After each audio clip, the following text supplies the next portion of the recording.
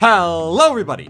JGC Anime here, and today we are going to be reviewing Vermeil in Gold, or Kinso no Vermeil Gakapuchi Majutsushi wa Saikyo no Yakusai tu Maho Sekai wo Tsukisusume. I probably said that wrong. That Japanese title was really long compared to the English one, but yeah, let's just hop right into this. I said I'd be reviewing this a while back to someone who commented about saying, hey, wait, you're going to check the show out. So I finally watched it, and here I'm going to be giving my thoughts on it today. So yeah, let's just hop right into this. So what is the story of Vermeil in Gold?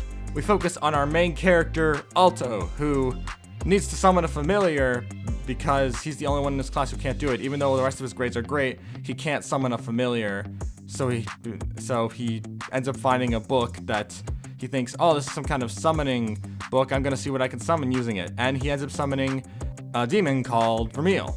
And after that, she forms a contract with him. She becomes his familiar, and they spend their days at school along with Alto's rather obsessed friend Lilia, who's clearly just a little too much at times, but because of just her very hardcore crush on Alto. But yeah, that's just kind of like a basic summary. So let's just get into some spoiler-free thoughts. So it's not bad, but I definitely have some issues with it, such as the really weird setup, build-up, and then climax of a majority of the stories in this series. Such as there's these two big stories, and in both of these stories, the build-up to them is so minuscule that they just kind of happen just like that. Just like with the snap of the fingers, it just kind of happens, and I'm just like, wait, we're already, what? And it confuses me, which I can go into a little more detail about that in the spoiler section, where I always feel like they try to build up to something, but then they just immediately try to go to the climax of it, which throws me off, and it doesn't really feel earned. And so and then after that, it ends right after. Usually when the climax of a story begins, it ends not too long after, like almost immediately after. Even the longest storyline is only long because they had to go into a flashback for an entire episode. So yeah, that's one of my biggest issues with the series. It doesn't really do a good job building up to or paying off the stories. Nonetheless, I still found myself enjoying it a decent amount, but I definitely think there could have been a lot more to the story, especially with the characters inside of it, because there's so many rather unique characters, at least in terms of personalities. They're kind of like generic in terms of stereotypes of character personalities to some regard, but I always want to learn more about every other character, but we don't really get much of that either because the story mostly just focuses on Alto and Vermeil, who just kind of take the spotlight for the entire story, which is one of my biggest issues with this series. But again, I can go about that in the spoiler section, which, yeah, the world isn't that interesting to me. I find it to be rather generic, and the whole setup for everything in the story doesn't feel that great, and I guess maybe I'm just not doing a great job describing it. So we're just gonna hop to the spoiler section now. So here is a timestamp when the spoiler section will come to a conclusion. If you have seen Vermeil in Gold, I'd recommend sticking around to hear my thoughts, but if you haven't, I'd recommend skipping to the end. But again, if you have seen it, I'd recommend sticking around so you can hear what I have to say. And yeah, let's just hop right into this after I count down 5, 4, 3, 2, 1. Okay, so what I mean before when I said that the character build-up and on all these plot developments don't really do anything is, in the first storyline, a guy who is clearly evil because he's voiced by Dio. That sounds like a silly excuse to say, but if you're voiced by Dio, you're probably very noticeable. Like, it's super obvious that you're probably going to be some kind of twist villain, and he's meant to be built up like this big threat that has some kind of serum that makes people's magic go wild. And rather than trying to build up to what he might do, like maybe injecting Vermeil with it and making her go crazy, which she does, that does happen. Rather than building up to it, him being like interested in her and being like, maybe if I do this, I can see what I wanted to experiment on through. And no, that's not what happens. Instead, she just goes, warns him, and says, hey, don't mess with Alto. And then he's just like, okay, then I'll mess with you instead, and just sticks a liquid inside her, and she immediately goes berserk. And then right after that, literally the next episode, she stabs Alto. He then hugs her, snaps her out of the frenzy the liquid made her go into. And then after that, she connects her heart to his, and that's that. The whole storyline, that 2 to 3 episodes of build-up is done. It's just done. And I feel like that could have been more interesting had they taken more time with it. It just ended way too fast for my liking. And the same thing happens near the end of the season 2, where these villains show up who try and, I'm guessing, kill Alto and steal Vermeil, because the big main villain is this guy called Loyalite, who I don't know if I'm pronouncing that right. All I know is that he's voiced by Bakugo, or the voice actor who plays Bakugo, and I immediately recognize that, even though I don't even watch the Japanese version of My Hero Academia. And yeah, that storyline doesn't really go for much longer than the previous one, where he just kind of pops in, tries to do evil stuff, and then pops out. And that's another big gripe I have with the series. It's how it doesn't kill off the villains. Like, they try to do that formula of the villains get away and fight another day type situations, which I'm not a big fan of those. I don't hate them, but I'd rather them not happen, because otherwise it's just a pointless struggle. It's not always bad. Like, there are some stories out there where I actually like that they do that, but not all the time. And this is one of those times where it's just like, really? You're just gonna do this? Man. So, yeah. I definitely wish that more characters got development, like the thing with the student council president, who clearly is not mentally sane, which I really wanted to see more of, and I thought, oh, this could actually be a really interesting storyline. I want to see more of this.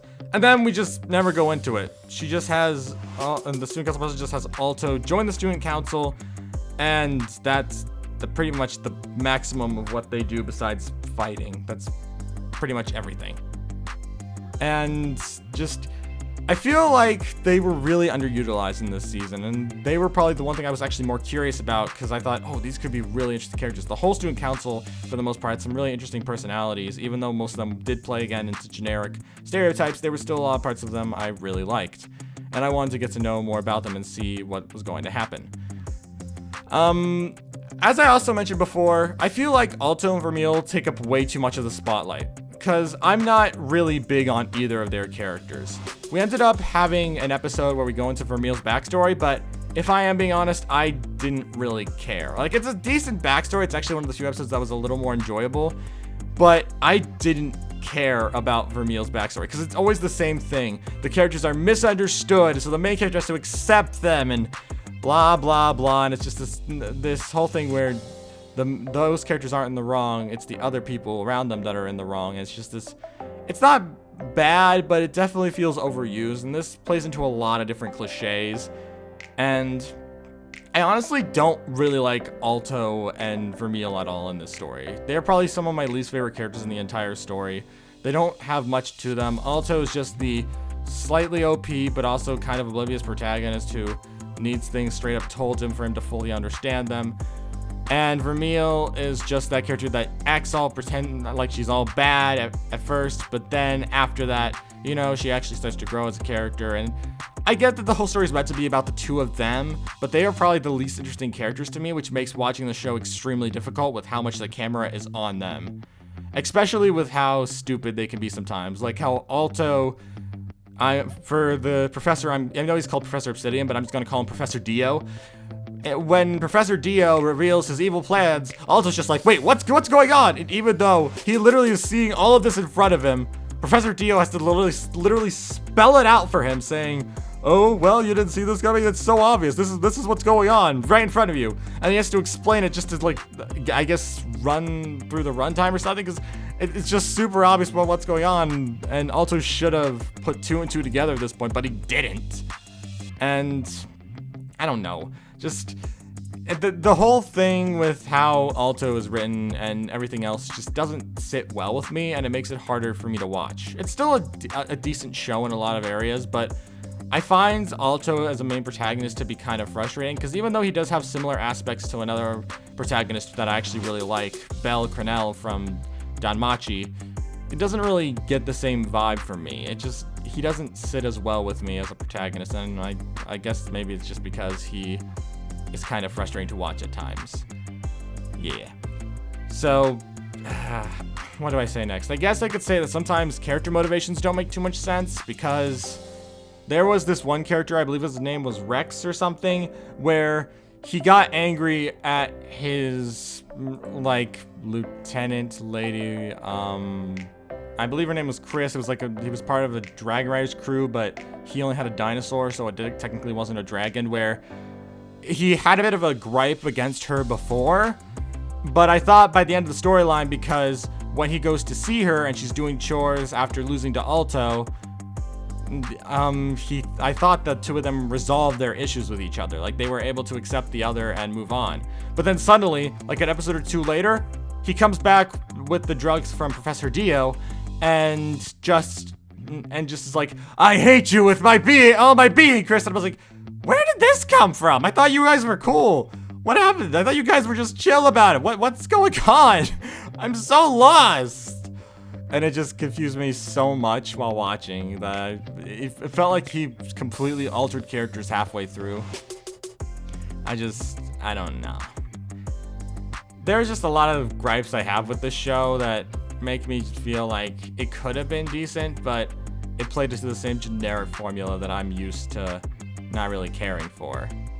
I don't hate fantasy stories, but this one just played into a lot of generic boxes of a fantasy story where I just couldn't get into it. There was nothing about it that made me want to root for Alto. And the only times I ever thought it was actually starting to get good, they then immediately wrap it up, and then I just can't feel the satisfaction of being able to enjoy the story.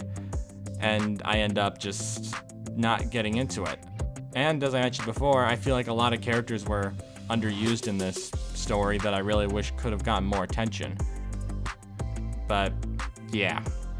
There is one thing that I can appreciate from this show that I actually really liked, and that was the fact that the romantic partner was chosen before the end of the season, as Alto ends up confessing to Vermeil, and she does the thing basically, and the two of them get together, although they don't really tell anybody. But yeah, I'm glad that the couple actually got together by the end of the season. That's such a rare occurrence when it comes to animes with a romantic element in them, so I do appreciate that.